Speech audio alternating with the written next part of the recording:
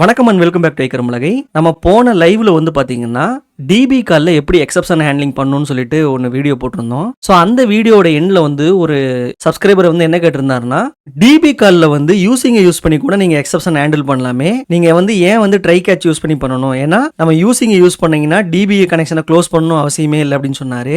So ஆக்சுவலா வந்து நம்ம டிபி கனெக்ஷனை வந்து ட்ரை கேட்ச் யூஸ் பண்ணி ஹேண்டில் பண்ணலாம். அவர் சொன்ன மாதிரி யூசிங் அப்படிங்கிற கீவேர்டை யூஸ் பண்ணியும் ஹேண்டில் பண்ணலாம். ஸோ இந்த வீடியோல அந்த ரெண்டு மெத்தடையும் நான் உங்களுக்கு காட்டுறேன். அந்த ரெண்டுக்கு என்ன டிஃபரன்ஸ்ங்கிறதையும் நான் சொல்லிடுறேன். ஸோ வாங்க வீடியோக்குள்ள போகலாம். ஸோ இந்த கோடு தான் வந்து பார்த்தீங்கன்னா நம்ம ஏற்கனவே போட்ட கோட். இதில் வந்து பார்த்தீங்கன்னா ஒரு எஸ்கியூஎல் கனெக்ஷனுங்கிற ஒரு ஆப்ஜெக்ட் நான் எடுத்துக்கிறேன். அந்த ஆப்ஜெக்ட்டுக்கு ஒரு கனெக்ஷன் ஸ்ட்ரிங் யூஸ் பண்ணி கனெக்ஷனை கிரியேட் பண்ணிடுறேன். அதுக்கப்புறம் இந்த கனெக்ஷன் ஆப்ஜெக்ட்ல ஓப்பன் அப்படிங்கிற மெத்தடை யூஸ் பண்ணி இந்த கனெக்ஷனை எஸ்டாப்ளிஷ் பண்ணிடுறேன். அதுக்கப்புறம் அந்த கனெக்ஷன்ல சில கமாண்ட்ஸ் எக்ஸிக்யூட் பண்றேன். ஸோ இந்த எக்ஸிகியூஷன் ஏதாவது ப்ராப்ளம் வந்துச்சுன்னா இந்த ஓப்பன் ஆன கனெக்ஷனை நம்ம க்ளோஸ் பண்ணணும். அதை வந்து நம்ம கேட்சை ஹேண்டில் பண்ணி ஃபைனலியில் வந்து க்ளோஸ் பண்ணியிருந்தோம். பட் இதே ஒர்க்கை வந்து நம்ம யூசிங் வச்சும் பண்ணலாம். நான் இந்த கோட் அப்படியே மாற்றி காட்டுறேன் பாருங்க.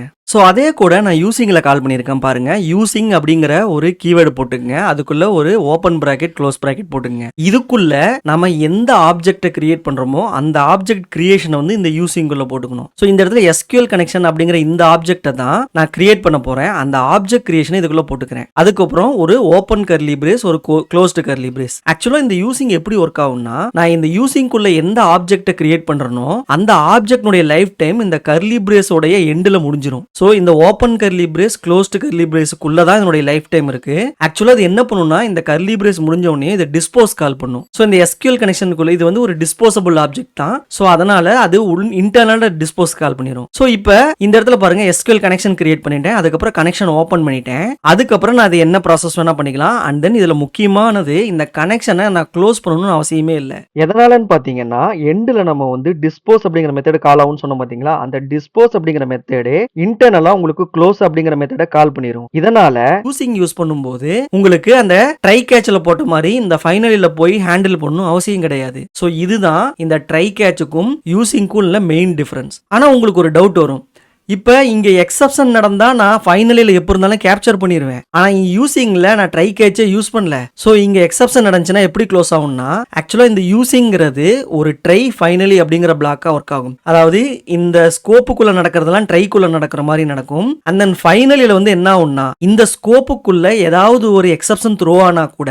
இந்த ஃபைனலி மெத்தட் எப்படி என்ன ஆகுதோ அதே போல் இந்த ஆப்ஜெக்டை வந்து டிஸ்போஸ் பண்ணிடும். ஸோ இந்த யூசிங்கிறது ஒரு ட்ரை ஃபைனலி மாதிரி தான் ரன் ஆகும். இந்த காரணத்தினால இந்த யூசிங்குள்ள உங்களுக்கு எக்ஸப்ஷன் நடந்தாலும் இது ஹேண்டில் ஆயிரும். சோ மீனிங் வந்து இதுல எக்ஸப்ஷன் நடந்துச்சுன்னா கண்டிப்பா இதுல இருந்து த்ரோ ஆகும். ஆனா த்ரோ ஆகும்போது ஃபைனலி கால் ஆகிறதுனால இந்த ஆப்ஜெக்ட் டிஸ்போஸ் ஆகும். சோ இந்த ஆப்ஜெக்ட் டிஸ்போஸ் ஆகிறதுனால இன்டர்னலா அது க்ளோஸ் அப்படிங்கிற மெத்தட கால் ஆகிறதுனால நமக்கு இங்க எக்ஸப்ஷன் வந்தாலும் பிரச்சனை இல்லை. ஆனால் வந்து ஒரு பெஸ்ட் ப்ராக்டிஸ் அப்படிங்கிறது என்னன்னு சொல்லுவாங்கன்னா, இப்போ ஒரு இண்டஸ்ட்ரியல் ஸ்டாண்டர்டுக்கு நீங்கள் கோட் எழுத போறீங்க அப்படிங்கும்போது யூசிங்கை விட எனக்கு தெரிஞ்சு ட்ரை கேட்ச் தான் பெஸ்ட். ஏன்னா ட்ரை கேட்சில் உங்களுக்கு எக்ஸப்ஷன் நடக்குங்கிறது தெரியும். அப்படி நடந்தா ஒருவேளை இந்த கேட்ச் மெத்தடில் நீங்கள் ஏதாவது ஹேண்டில் பண்ணணும்னு நினைச்சா கூட ஹேண்டில் பண்ண முடியும். வேற யூசிங்கில் வந்து உங்களுக்கு அந்த மாதிரி பண்ண முடியாது. எக்ஸப்ஷன் த்ரோ ஆச்சுன்னா இங்கிருந்து த்ரோ ஆகும். யார் இந்த மெத்தடை கால் பண்ணுறாங்களோ அவங்க அதை ஹேண்டில் பண்ணிக்கணும். அதனால எப்பயுமே பெஸ்ட் ப்ராக்டிஸ்னு பார்க்கும்போது யூசிங்கை விட ட்ரை கேட்ச் தான் பெஸ்ட். ஸோ இந்த வீடியோ அவ்வளோதாங்க. இந்த வீடியோவில் இந்த யூசிங்க்கும் ட்ரை கேட்சுக்கும் உள்ள டிஃபரன்ஸ் வித் டிபி காலுக்கு என்ன இருக்குது அப்படின்னு சொல்லணுங்கிறது தான் என்னுடைய மோட்டோவே. அந்த அதை நான் கரெக்டாக எக்ஸ்பிளைன் பண்ணியிருக்கேன்னு நினைக்கிறேன். இந்த வீடியோ உங்களுக்கு பிடிச்சிருந்தா லைக் பண்ணுங்க. மறக்காம இந்த வீடியோக்கான ஃபீட்பேக்கையும் கமெண்ட் செக்ஷனில் சொல்லிட்டு போங்க. நம்ம அடுத்த ஒரு நல்ல வீடியோட சந்திப்போம். நன்றி, வணக்கம்.